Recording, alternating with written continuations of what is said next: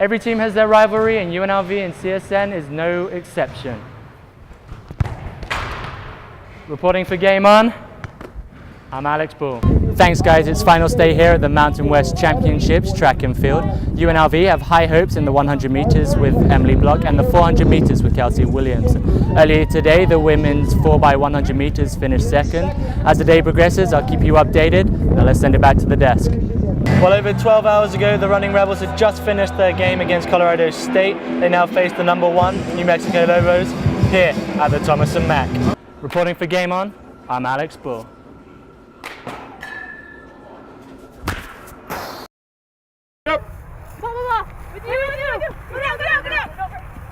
This week, I visited the intramural fields at UNLV where hard hits are a must.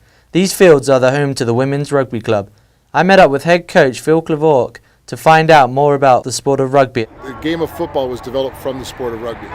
The sport of rugby is basically a fundamental game of maintaining possession of the ball. Rugby is a fast and brutal sport that requires a lot of extreme contact and aggression. For most women, this is a new experience. Rugby is a full contact sport. We can tackle most women's sports, except for maybe if there's a women's football team or something like that, don't have any tackling or any contacts. The level of contact can be rather off-putting to women. However, Coach Clavork's main focus being more aggressive. They don't tend to have the same level of aggression that men do. The reality is what's interesting about rugby versus, say, football is that in rugby we have substantially less injuries. Runnerfield agreed that learning how to tackle prevents injuries. You learn how to take a hit or how to dictate how you're going to be tackled. So it makes the chances of injury a little less likely. The team suffers one problem: lack of participation. We don't have enough players currently to create our own opposition. So when we're trying to run plays or we're trying to run, instead of ghosts, we're playing against ghosts. We're actually playing against physical bodies. What's going to happen is that we're playing against people, and the players need to react to actual bodies. What players would actually do in a game situation. Touch, set.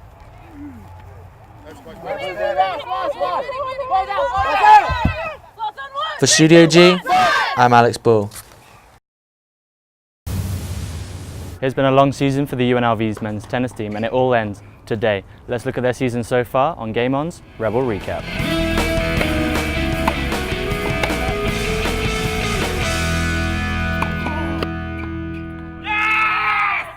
The UNLV men's tennis team enjoyed one of their most successful regular seasons in over a decade. The Rebels finished with a 16-6 record, tying the 2005 season and most wins since 1997. They went 4-2 in Mountain West's conference, the second most wins by a Rebel side since 2001, earning themselves the number 3 seed. During their exceptional season, the Rebels went on a 13-game home win streak that was ended on March 31st as they lost 4-3 to number 45 ranked and undefeated conference champions, San Diego State. However, for the UNLV Rebels, it hasn't been all smiles, as on the 21st of March, former Rebel Mehdi Boras passed away.